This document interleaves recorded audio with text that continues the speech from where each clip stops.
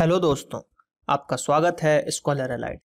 जो लोग ये वीडियो पहली बार देख रहे हैं तो उनसे रिक्वेस्ट है कि आप हमारे चैनल को सब्सक्राइब कर लीजिए ताकि जो भी वीडियोस मैं अपलोड करूंगा आपको नोटिफिकेशन के माध्यम से पता चलता रहे। चलिए स्टार्ट करते हैं।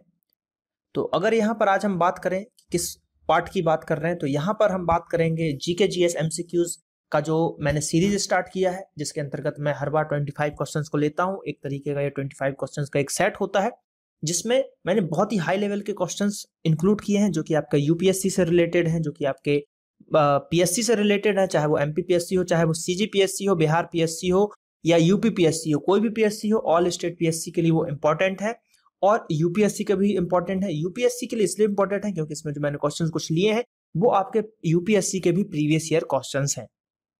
बाकी इसमें जैसे 25 क्वेश्चन है तो इसमें 10 से 12 क्वेश्चन बहुत ही हाई लेवल के क्वेश्चंस हैं, उससे 2-4 क्वेश्चन जो है कुछ कम लेवल के क्वेश्चंस हैं जो कि आपके एसएससी और रेलवे के लिए इंपॉर्टेंट है। तो इस तरीके से एक तरीके का ये मिक्स क्विज बनाया गया है जो कि आपको डिटेल एक्सप्लेनेशन के साथ बताया जा रहा है, ठीक है, व्याख्या सहित, इसलिए मैंने यहाँ पे लिख के रखा है। तो जो लोग इस वीडियोस को देख रहे हैं तो कृपया करके इनकी सीरीज को देखिए। बहुत सारे इसके सीरीज आने वाले हैं आप लोगों के सामने जो कि आपके हर एग्जाम की तैयारी कराने में बहुत ही मदद करेंगे। तो चलिए स्टार्ट करते हैं। क्वेश्चंस देखते हैं यहाँ पर। कुलदीप नायर एक पत्रकार थे जिनको उच्चायुक्त नियुक्त किया गया था, ठीक है, जिनको उच्चायुक्त नियुक्त किया गया था। तो वो कहाँ के, मतलब कहाँ का उनको उच्चायुक्त नियुक्त किया गया था? तो अगर हम उसकी बात करें तो आंसर है आपका थर्ड, यानी कि यूके में उनको उच्चायुक्त नियुक्त किया गया था क्योंकि वो एक पत्रकार थे। तो इसका आंसर हो गया क्या? थर्ड वाला, यूके, यूनाइटेड किंगडम। अगला, राष्ट्रमंडल का महासचिव चुना जाने वाला पहला भारतीय कौन था? राष्ट्रमंडल का महासचिव चुना जाने वाला पहला भारतीय की बात की जा रही है तो ऑप्शन है हमारे पास राकेश वर्मा, गोपाला स्वामी, कृष्णमूर्ति या कमलेश शर्मा। तो इसके आंसर की बात करें तो आंसर है कमलेश शर्मा। कौन से? कमलेश शर्मा। डिटेल देखते हैं। कमलेश शर्मा प्रथम भारतीय हैं जिन्होंने राष्ट्रमंडल का महासचिव चुना गया। और राष्ट्रमंडल उन देशों का समूह है जो कभी ब्रिटिश साम्राज्य के अधीन थे, ठीक है, किसके? ब्रिटिश साम्राज्य के अधीन थे। स्वतंत्रता प्राप्ति के बाद ब्रिटेन से बराबरी का संबंध स्थापित करने के लिए राष्ट्रमंडल देशों के समूह का जन्म हुआ। इसके कुल कितने? 54 देश हैं। कितने? कुल 54 देश हैं। समाजवाद क्या प्राप्त करने में सफल रहता है? समाजवाद क्या प्राप्त करने में सफल रहता है? ऑप्शन है हमारे पास लोगों के जीवन का उच्च स्तर, समाज में आय का समान वितरण, समाज में उच्च व्यक्तित्व, ठीक है, उच्च व्यक्तित्व कल्याण, या समाज में अधिकतम सामाजिक कल्याण। तो इसके आंसर की बात करें तो आंसर है आपका सेकंड वाला, समाज में आय का समान वितरण। समाजवाद का अर्थ जो है या क्या प्राप्त करने में सफल रहता है तो वो रहता है समाज में आय का समान वितरण। जब उत्पादन की प्रक्रिया और वितरण का, ठीक है, वितरण पर सरकार का पूर्ण स्वामित्व होता है, यानी कि उत्पाद की जो भी प्रक्रिया है और उसको जो वितरण करने का, डिस्ट्रीब्यूट करने का हक पूरा किसके पास है? सरकार के पास है। तो ऐसी अर्थव्यवस्था को समाजवादी अर्थव्यवस्था कहा जाता है। समाजवाद का मुख्य उद्देश्य आर्थिक संसाधनों का समानता, ठीक है, या समता मूलक वितरण हो, ठीक है, जो आर्थिक संसाधन है उसका समानता से वितरण किया जाए जिससे जनता अधिकतम कल्याण हो सके, मतलब जनता जो है उसको उसका अधिक से अधिक कल्याण हो सके या अधिक से अधिक उसके हित में चीज हो, ये यहां पर बोला गया है, ठीक है। चलिए अगले क्वेश्चन की तरफ बढ़ते हैं। आर्थिक योजना एक अनिवार्य अभिलक्षण है किसका? समाजवादी अर्थव्यवस्था का, पूंजीवादी अर्थव्यवस्था का, मिश्रित अर्थव्यवस्था का, या द्वैध अर्थव्यवस्था का?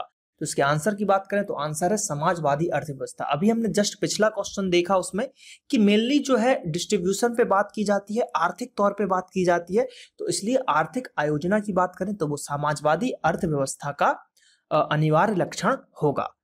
पूंजीवादी अर्थव्यवस्था और मिश्रित अर्थव्यवस्था, जैसे कि इंडिया की बात करें तो हमारे यहाँ की जो है मिश्रित अर्थव्यवस्था मानी जाती है।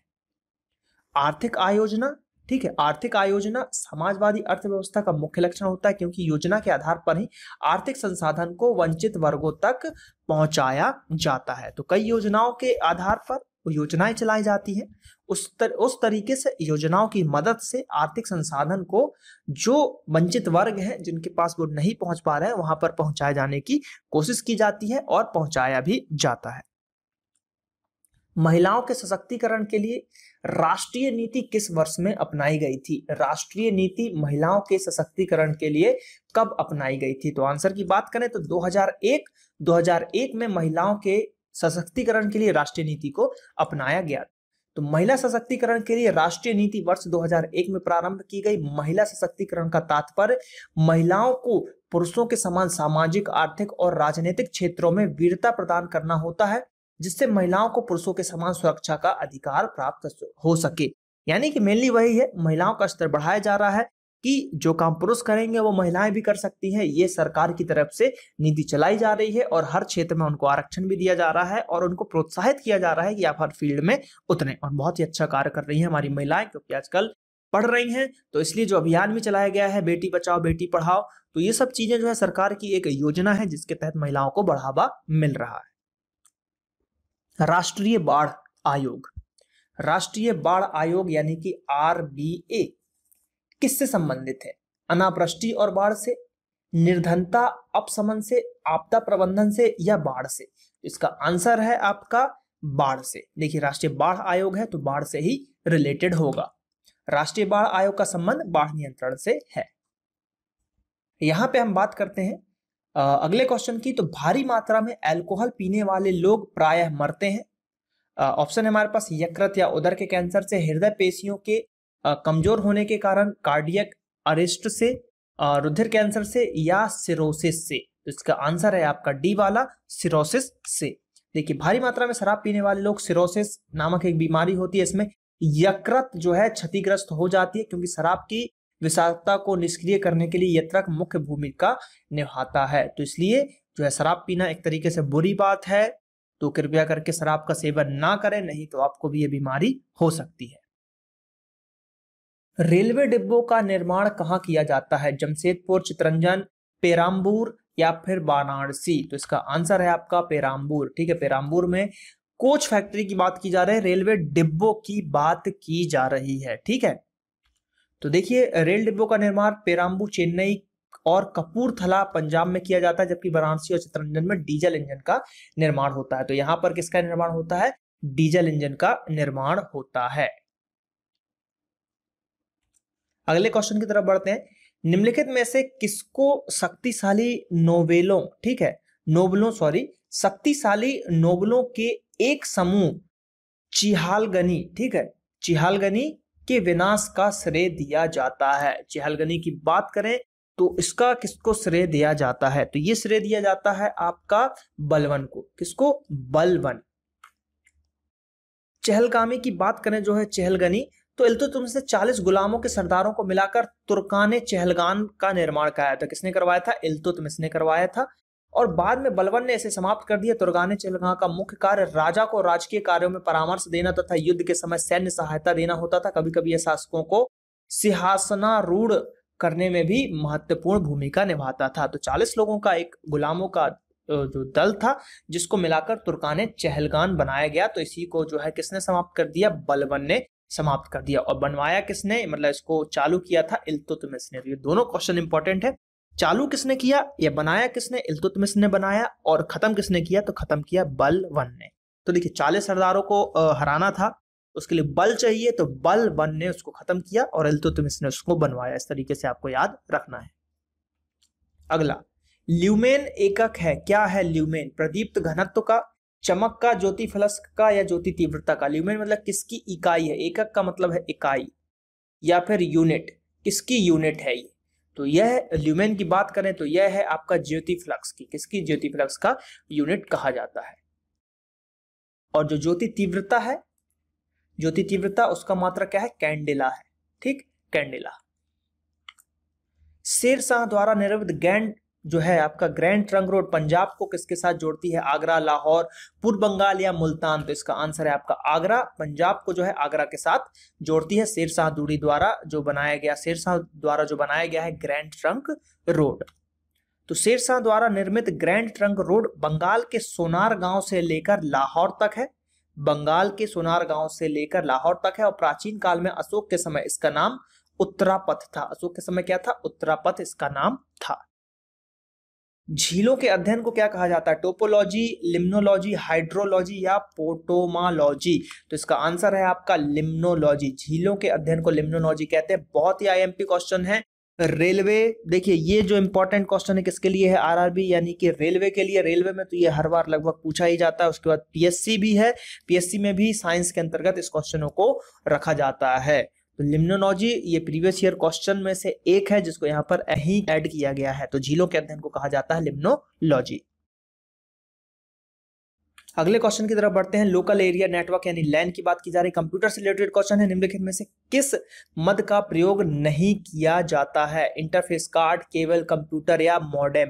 तो यहाँ पे इसके आंसर की बात करें तो मॉडेम जो है, मॉडेम का यहाँ पर जो है नहीं किया जाता है। देखिए कई कंप्यूटरों को एक सीमित क्षेत्र में जुड़ने वाले नेटवर्क को लैन कहते हैं। इसके अंतर्गत इंटरफेस कार्ड, केबल और कंप्यूटर शामिल होते हैं। Local area network. Vitamin A प्रचुर मात्रा में होता है गाजर में, नींबू में, सेब में या चावल में? तो गाजर जो है विटामिन ए का स्रोत है। गाजर के अलावा आपको मछली में भी आपको विटामिन ए मिलेगा जो कि आपके आंख के लिए बहुत ही इंपॉर्टेंस रखता है। आंख की रोशनी विटामिन ए पे निर्भर करती है। अगर आपके शरीर में विटामिन ए कम हो जाता है तो आपको दिखाई देना हल्का होने लगेगा। तो इसलिए भरपूर में गाजर खाएं और जो नॉन वेज है वो मछली का सेवन जरूर करें। विटामिन ए प्रचुर मात्रा में गाजर में पाया जाता है। निम्नलिखित में से कौन सा अन्न मनुष्य द्वारा सबसे पहले प्रयोग होने वालों में से है?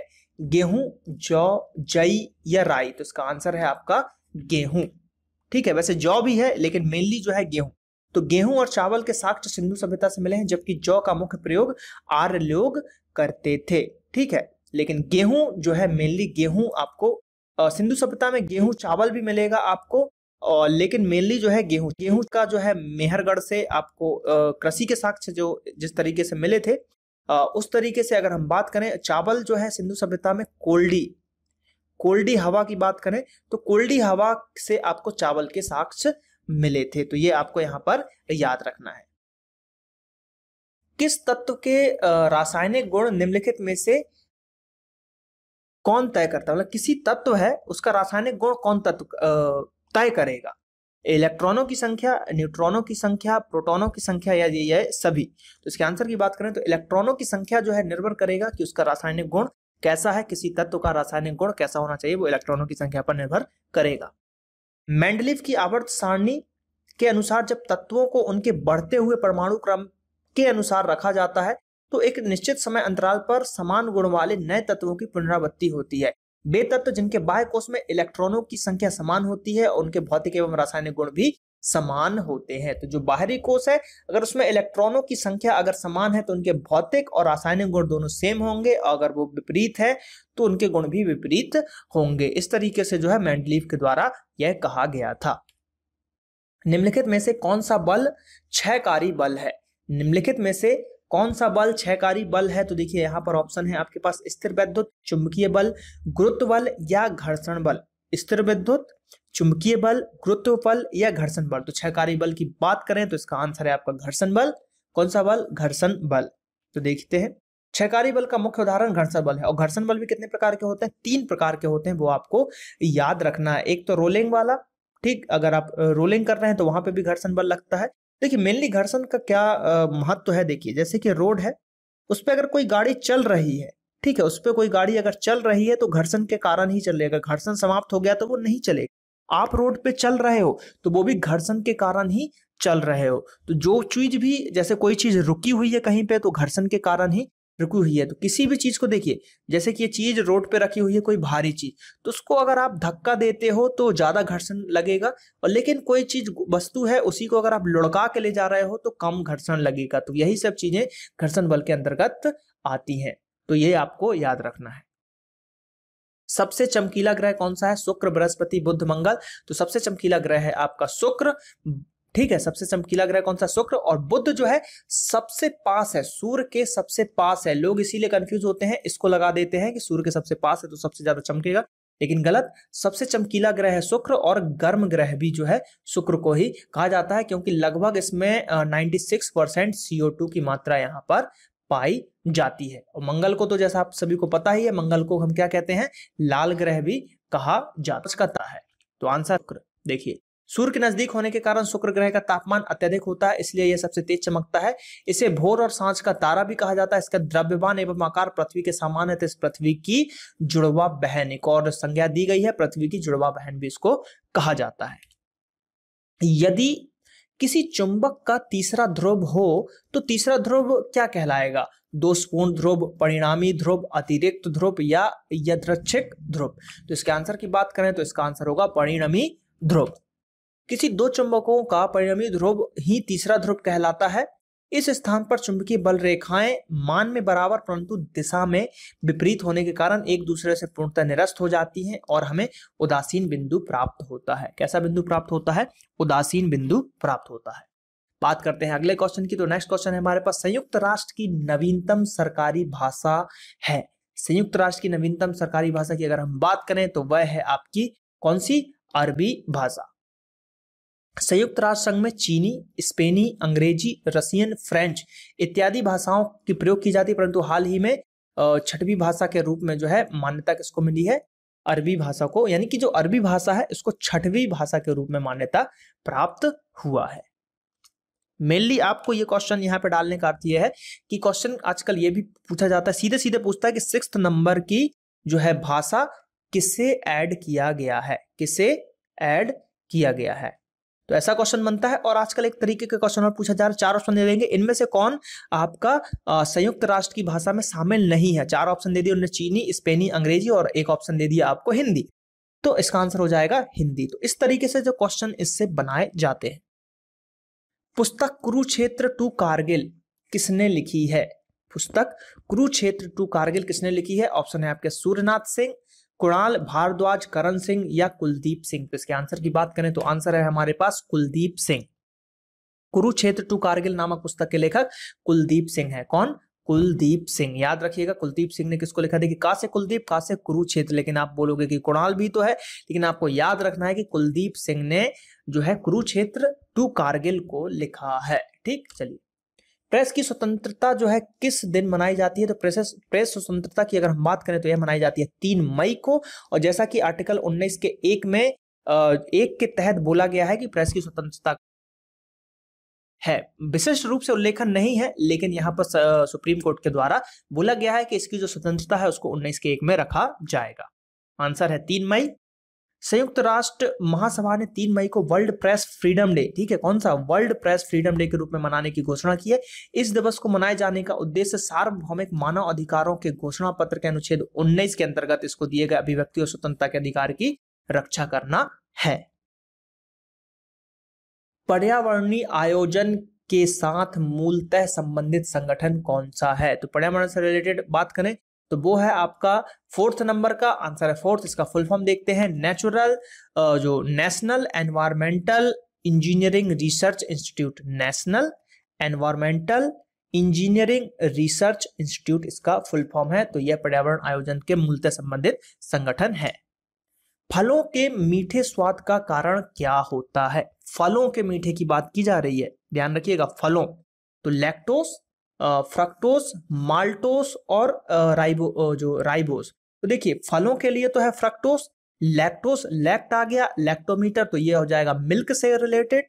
माल्टोस आई थिंक गेहूं में पाया जाता है, ठीक है। तो इस तरीके से तो फलों की बात की जा रही है, तो फल का आंसर है फ्रक्टोस। देखिए डिटेल देखते हैं।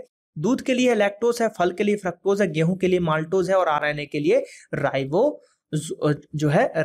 है। तो ये चीजें आपको याद रखना है। दूध से रिलेटेड लैक्टो जहां भी आए आपको मिल्क लगाना है, चाहे वो लैक्टोमीटर हो, ठीक है।